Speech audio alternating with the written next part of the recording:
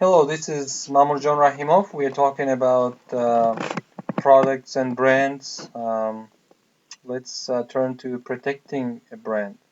This is part 3 of lecture 11. A marketer should design a brand that can be easily protected through registration. A series of court decisions has created a broad hierarchy of protection based on brand type. Luckily, in Uzbekistan, brands are also becoming important, and people are paying more attention to branding. So on this slide, we can see some of the brands from most protectable to least protectable.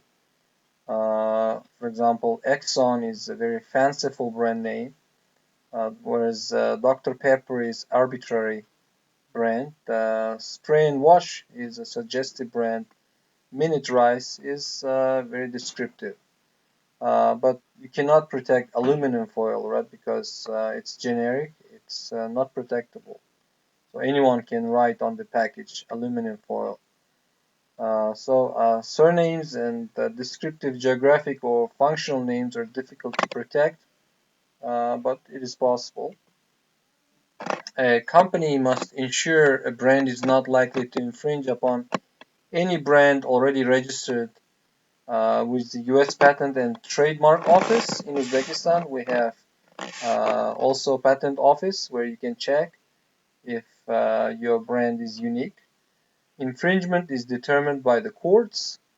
A marketer must guard against allowing a brand name to become a generic term.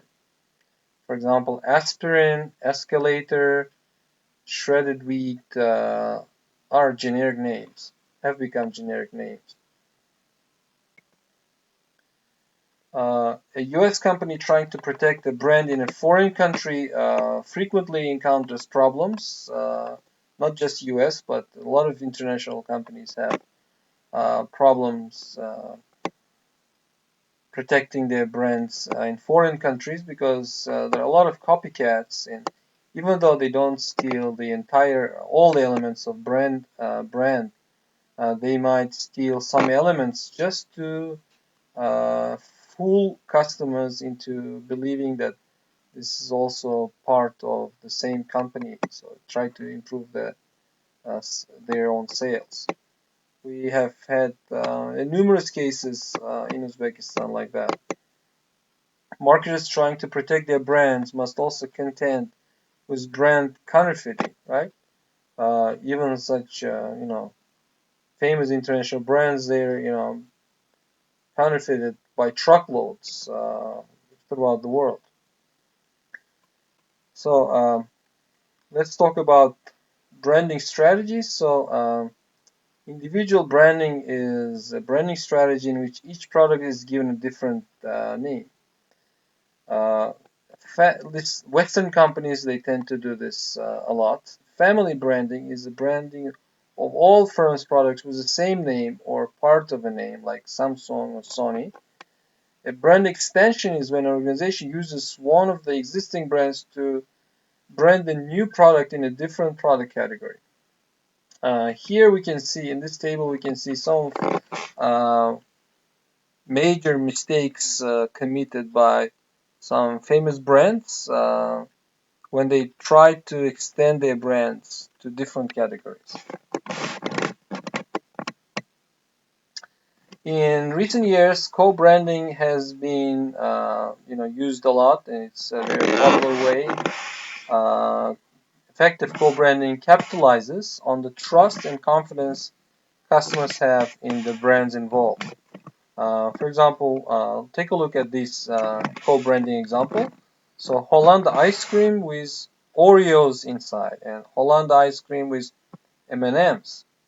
So this makes the product more attractive rather than just saying Hollanda ice cream with cookies inside or Hollanda ice cream with chocolate inside. Brand licensing is an agreement whereby a company permits another organization to use its brand on other products for a licensing fee. Uh, you know, a lot of movies, cartoons, for example, Disney, they does it a lot. So, the brands of Disney's can be used on backpacks, toys, computer games, watches, and so on. Now let's talk about packaging.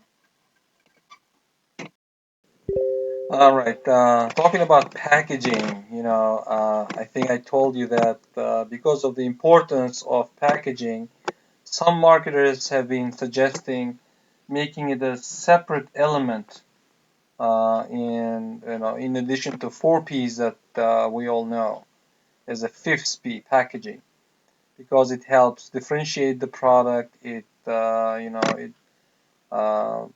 advertises the product, it protects the product, and greatly helps in marketing the product in general. So, in some countries, universities offer degrees in packaging because in itself it has become an art and science. It involves the development of a container and a graphic design for a product. Packaging can be a vital part of a product, as we said, more versatile, safer, and easier to use.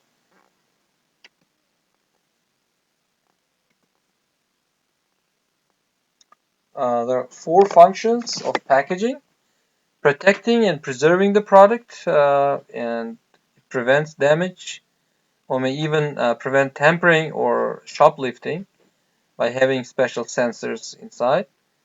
It offers convenience to the customer with such things as individual servings or packaging sized and shaped for easier storage. The packaging can promote the product by showing its features, uses, benefits, or image. Uh, and lastly, packaging can be used to evoke an emotional response. There are several things that you have to consider while choosing packaging for a product. Of course, cost is one of the primary considerations, but also there are regulations requiring certain type of packaging for uh, categories of products. And consistency, how much consistency is desirable among organizations' package design.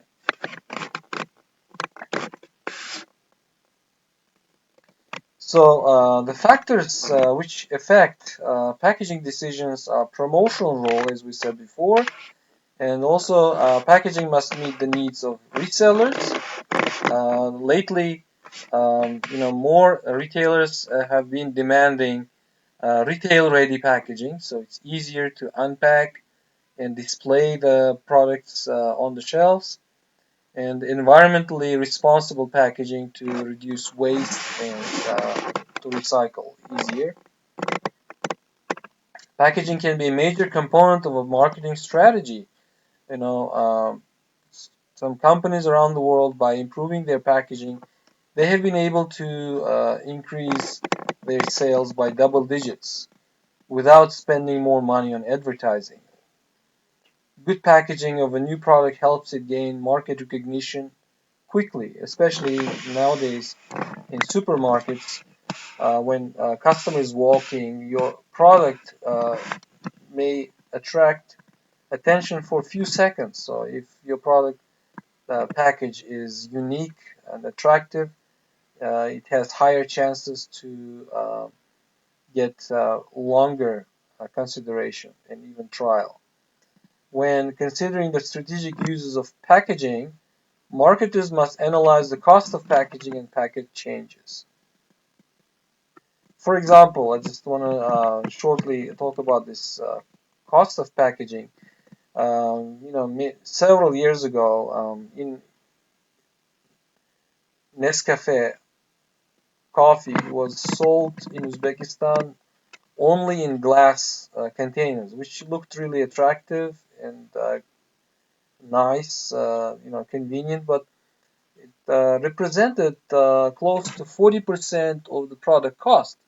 So, and when competitors appeared in the marketplace, they decided to shift to plastic package, resealable plastic package, and thereby they reduced the cost of their coffee. They were able to be more competitive in terms of pricing.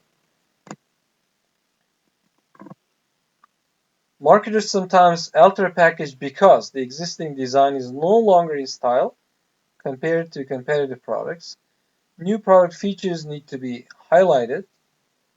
New packaging materials have become available. A marketer may want to reposition a product. New packaging may make a product safer or more convenient to use. Secondary use packaging or reusable packaging has become very interesting for both producers and consumers because for consumers it's a free storage container. For producers, they don't have to worry about recycling those things. And category consistent packaging is the product is packaged in line with the packaging practices for that product category, such as peanut butter. Here's an example of innovative packaging. So unusual or unique packaging makes a product stand out from the competitors. We can also talk about multiple packaging, offering products in twin packs, tri-packs, six packs to encourage heavier consumption. And handling improved packaging is also one of the new trends in packaging world. And related to that, we should also consider labeling. Labeling is providing, identifying, promotional, other information on the package labels. Very closely interrelated with packaging, information on the label may include the following things. State laws and regulations may specify information that must be included on labels of certain products. For example, since recent years, any product imported into Uzbekistan must have translation of the label into Uzbek. Despite legislation, questionable labeling practices persist. Truth in labeling, such as strawberry frozen yogurt bars that contain strawberry flavoring but no real strawberries. What constitutes when a product is really made in the USA? Label guidelines continue to evolve from the Federal Trade Commission and uh, local in different countries they have their own uh, ministries and agencies which deal with these practices. Well, this is it for the topic of products and brands. Thank you very much for your attention.